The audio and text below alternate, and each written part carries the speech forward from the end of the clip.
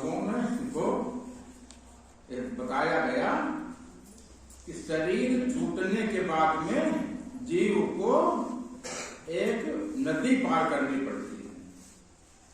वो नदी कौन है? उस नदी का नाम है बैतरणी।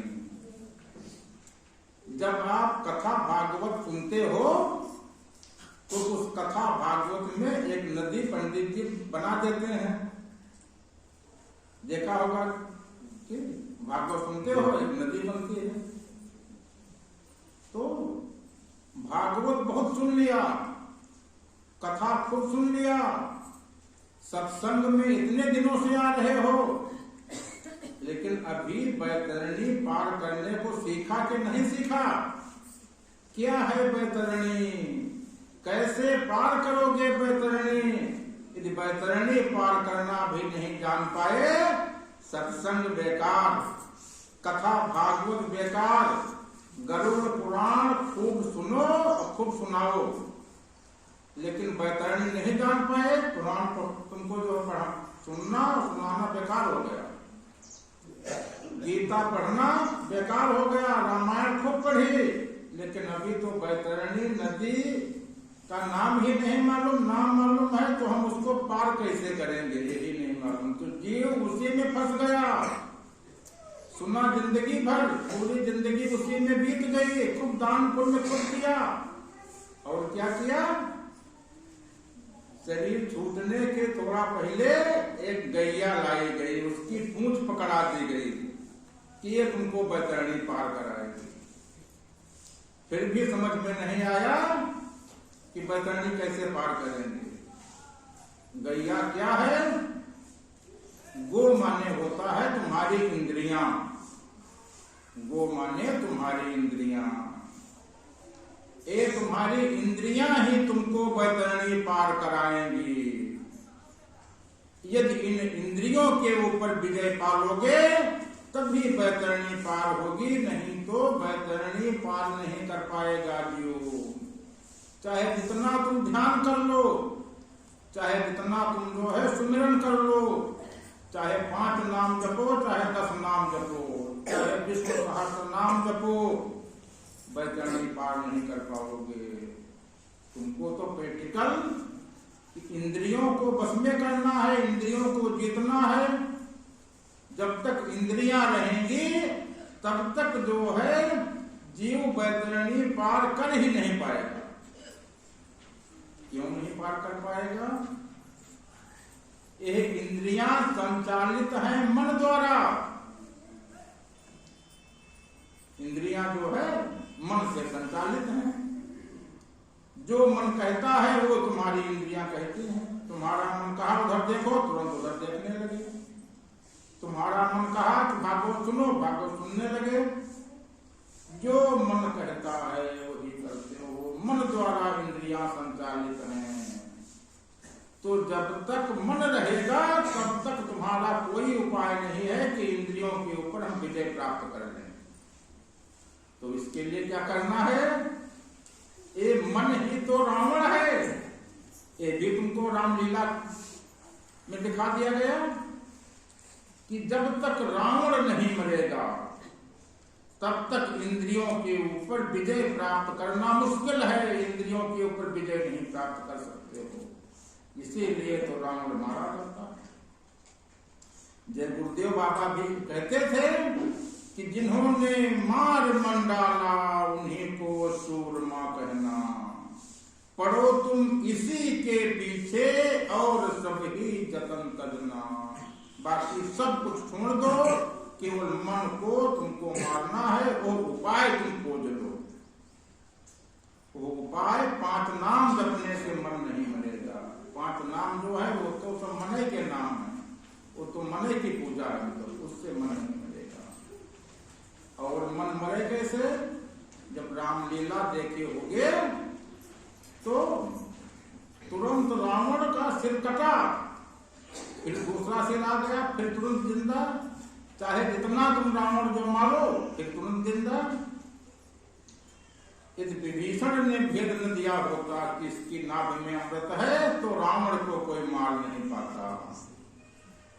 चाहे जितना तुम रावण मारो, ये मन रावण है, चाहे जितना मारो नहीं मरेगा, तुम्हारा कोई उपाय नहीं, तुरंत दूसरा राम तैयार। तो क्या उपाय है, कैसे, कौन पूजा करें, कौन ध्यान करें, कौन गीता पढ़ें, कौन भागवत सुने, कैसे जो है रावण मरेगा, कैसे इंद्रियों के ऊपर विजय होगी, कैसे वैतरणी पार होगी। केवल अकेले राम ही रावण को मार सकते हैं और किसी का उपाय नहीं है। बाकी तीन लोक में किसी का बस नहीं था कि वो राम से जीत ले। काल भी रावण की पार्टी में बंधा था, काल भी रावण के अंदर में था। सभी देवी देवता त्राह त्राह चिल्लाते थे रावण के सामने।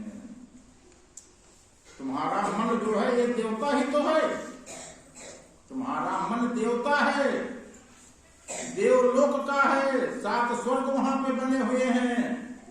लेकिन देवता कैसा है, भटका हुआ है देवता, ये भटका हुआ देवता है, भटका हुआ है देवता, भटकाना है काम। इसको भी सन्मुख करो, इसे मिला दो राम, केवल एक ही उपाय।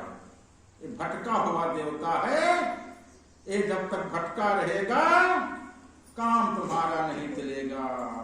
इंद्रियों की विजय नहीं प्राप्त कर सकते हो। इंद्रियों चाहे जितना यज्ञ कर लो, इंद्रियों पे विजय नहीं पा सकते हो। तो क्या है, यदि इसको भी राम के सम्मुख कर दो, तुरंत रावण खत्म, रावण मर जाएगा।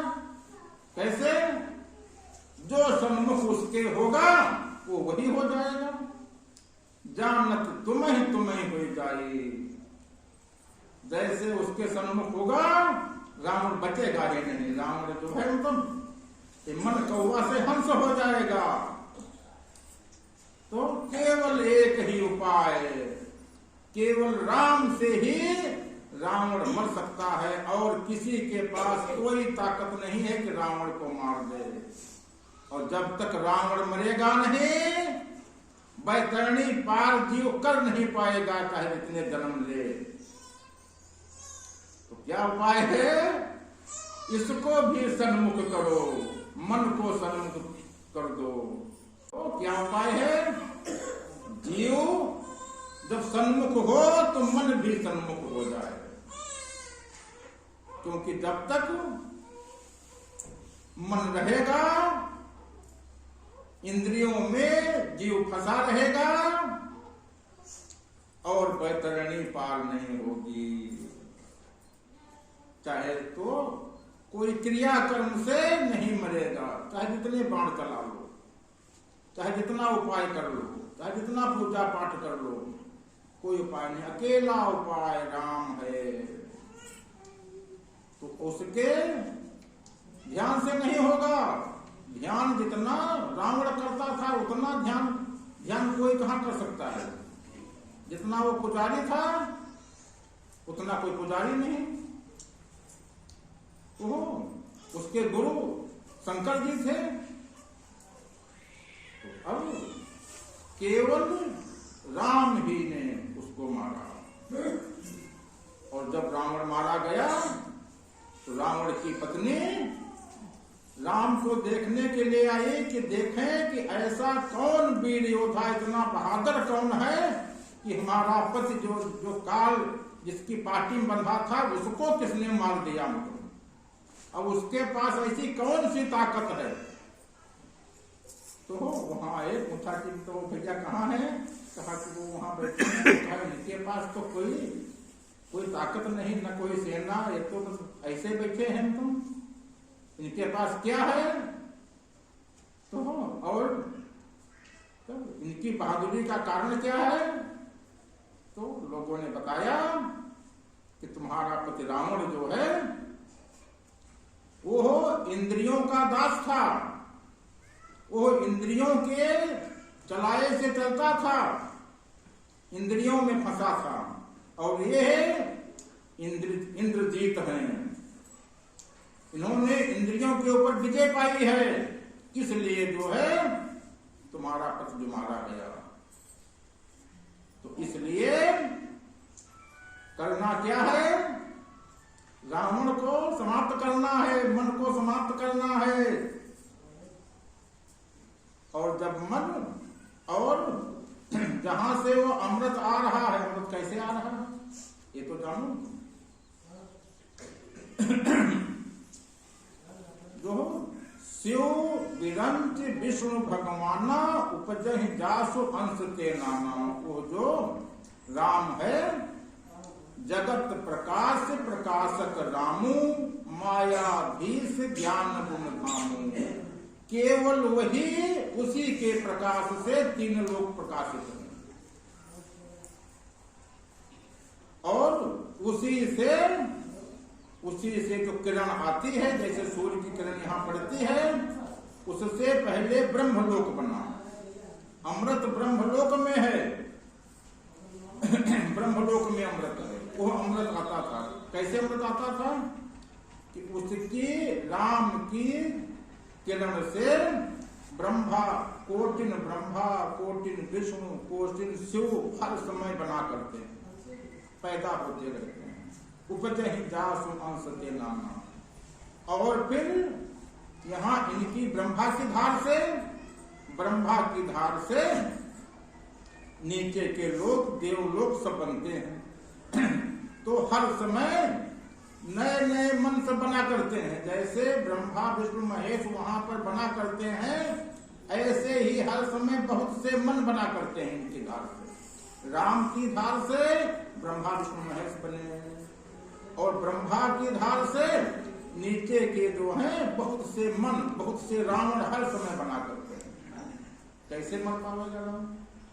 क्या उपाय है? उपाय केवल यही है कि जहां ऊपर से धार आ रही उसके सन्मुख हो जाओ, उसके जैसे उसके सन्मुख होगे, जैसे उसके सन्मुख होगे, ओहो तुम भी वही हो जाओगे, तुम भी वही हो जाओगे। तो इसलिए यहाँ मुझेहना में स्वामी जी थे, वो सूत्र देते थे, वो सूत्र देते थे। क्या देते थे? भैया जो बोलते हो वो बाहर निकल जाओ। हाँ सुनो, मुझेहना में स्वामी जी कहते थे, सूत्र देते थे, दूर करो तुम और नहीं, केवल एक सूत्र। लेकिन वहां पे जो लोग थे, जो लोग सुनते थे, अभी तक ये निष्कर्ष नहीं निकाल पाए कि हम दो दूर कैसे करें, दो को दूर कैसे करें। वहां पे सुन लेते थे, दूर करो तुम और नहीं, सुन तो लिया लेकिन उसका अर्थ नहीं जान पाए। दो को दूर कैसे करना है? दूर को दूर ऐसे करना है कि जब तक तुम द्वैत में रहोगे, जब तक तुम द्वैत में रहोगे, रावण मरेगा नहीं, राम मिलेगा नहीं। राम को जानना है, राम अद्वैत में है। दो को दूर करना है, दो से पार आना है, दो को छोड़ना है और अद्वैत को जानना है।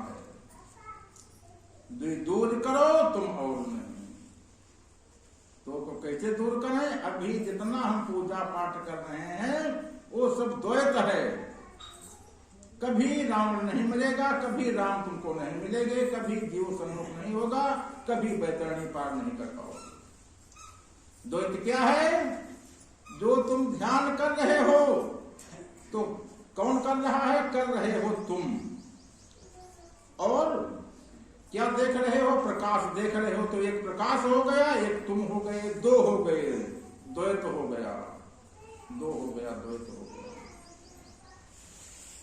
रामचरितमानस में लिखा हुआ है कि ताते उमा मोक्ष नहीं पावा, दशरथ भेद भक्ति मन लावा। कि इसीलिए दशरथ को मोक्ष नहीं हुआ था। इसलिए क्योंकि वो भेद भक्ति करते थे। भेद भक्ति क्या है? हम राम को अपने से बाहर पूजा कर रहे हैं। दो हो गए, एक तुम करने वाले, एक तुम जिसकी पूजा कर रहे हो। ध्यान कर रहे हो तो तुम जिसका ध्यान कर रहे हो एक वो, और एक तुम। कौन कर रहा? तुमसे पूछे कौन कर रहा है? मैं कर रहा हूं। अभी मैं है, तो जब तक दो है तब तक मैं है। तो हो तुम जो तुम कुछ कर रहे हो उसमें सब में द्वैत है। इसलिए जब तक द्वैत रहेगा तब तक राम नहीं मिलेगा। जब तक द्वैत है तब तक राम नहीं मिलेगा। तो इसके लिए द्वैत से अद्वैत में आना है। कैसे आओगे? जीव आत्मा का अंश है। यदि आत्मा के सन्मुख हो जाए, के सन्मुख है, ये आत्मा के सन्मुख हो जाए तो कौन करेगा? आत्मा से। तब जीव जो है भक्ति आत्मा की केवल करे, उसी का अंश है। वो कोई दूसरा बीच में आएगा नहीं। और जब तक बीच में कोई है तब तक उसके सन्मुख होगे नहीं। जैसे एक जीव है और बीच में दो लोक पड़ गए, एक स्वर्ग लोक, एक ब्रह्म लोक। स्वर्ग लोक क्या है? ध्यान करते हो अंदर 7 रंग के प्रकाश है, और ब्रह्म लोक में अनाहतनाद है। तो दो लोक बीच में पड़ गए, सन्मुख कैसे हो गए? इन दो को बीच से हटाना है। बीच खाली कर, तो बीच में पर्दा पड़ा है, कैसे सन्मुख हो गए? तो पर्दा तो इसी का है, जो तुम ध्यान करते हो और जो तुम देखते हो, तो इसी के सन्मुख होना है। बीच वाला पर्दा हटाना है। तो इसलिए वो ध्यानातीत है, भजनातीत है। कुछ करने से क्रिया कर्म से न्यारा है। क्या होना है? इस मन को रास्ते से हटा देना है। मन बीच में है, उसके सन्मुख नहीं हो पाओगे। तो जब तुम्हारा मन सन्मुख होगा, मन जो तुम्हारा शून्य करना है, मन को शून्य केवल कर दो। तो जब मन शून्य होगा, मन होगा ही नहीं, रास्ता साफ जो है। तो 3 लोक मन के हैं। तो इसके अलावा और कोई उपाय नहीं है। उसको तो भेद भक्ति भी समाप्त, और जैसे उसके सन्मुख हो गए तो पाप पुण्य जितने हैं सब नष्ट हो जाएंगे। क्योंकि वहां का सूत्र है, यदि पाप हो गए तब भी नहीं पहुंचोगे, पुण्य होगा तब भी नहीं पहुंचोगे। पाप पुण्य दो जब नासे तब पावे मोरे पूर्वास। जब न पाप हो न पुण्य हो, सम अवस्था में हो, तब वहां पर पहुंचोगे। तो न पाप हो, और जो पीछे जन्म के पाप चढ़े हुए हैं तो सन्मुख हो जीवो में जब ही जन्म कोटि अघनाश तब ही। पिछले चाहे जितने जन्म है सब जो है पाप नष्ट।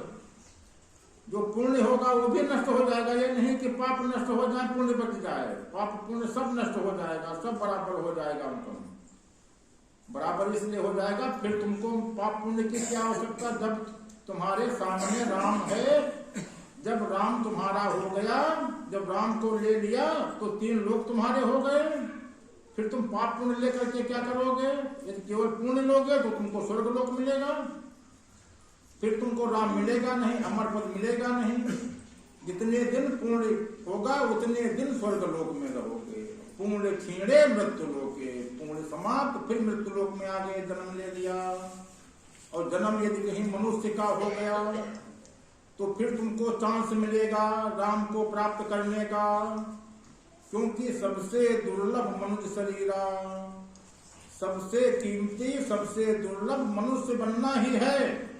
और यदि मनुष्य बने और फिर चूक गए, अपने काम तुम कर्म में फंसे रहे और पूजा ध्यान करते रहे, कथा भागवत करते रहे, कथा भागवत को सुनते रहे, असली ज्ञान नहीं जान पाए, उसके सन्मुख नहीं हो पाए, तो फिर ये भी जन्म बेकार हो गया।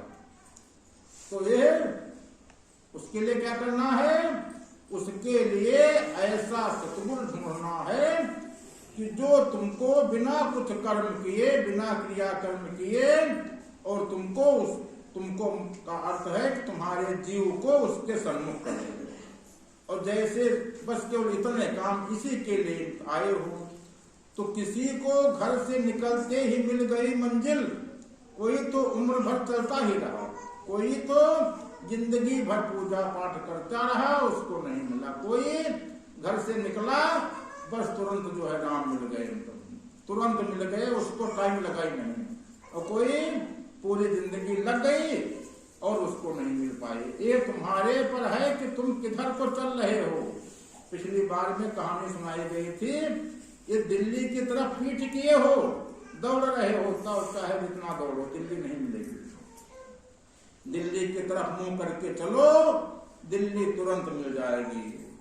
तो इसलिए पहले सतगुरु तुम खोज लो, फिर तुमको कुछ करना नहीं रहता है। जैसे तुमको दिल्ली जाना है, रेलवे स्टेशन पहुंचो, दिल्ली का टिकट ले लो, बस ट्रेन पे बैठ लो, तुमको जो है अपने आप दिल्ली पहुंच जाओगे, यहीं पे उतर लेना।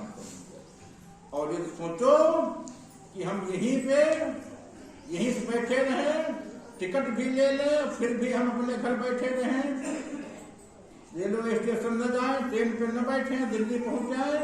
अब हम टिकट ले लिए, रेलवे की जिम्मेदारी हो गई, कोई जिम्मेदारी नहीं। टिकट लेने के बाद में भी तुमको ट्रेन पे बैठना है, और जब स्टेशन आवे वहां पे तुमको उतर लेना है, तब दिल्ली पहुंचोगे। तो इन सब का ध्यान रख करके केवल एक लक्ष्य बनाओ। क्या?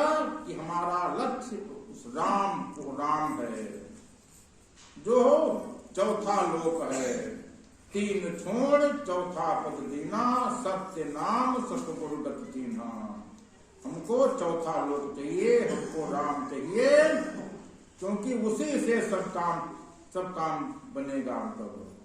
और तीन लोक से हमारा काम नहीं बनेगा। तो इसलिए सतगुरु खोजो, जीव की यात्रा पूरी करो, यही जीव का उद्देश्य है। राधा स्वामी।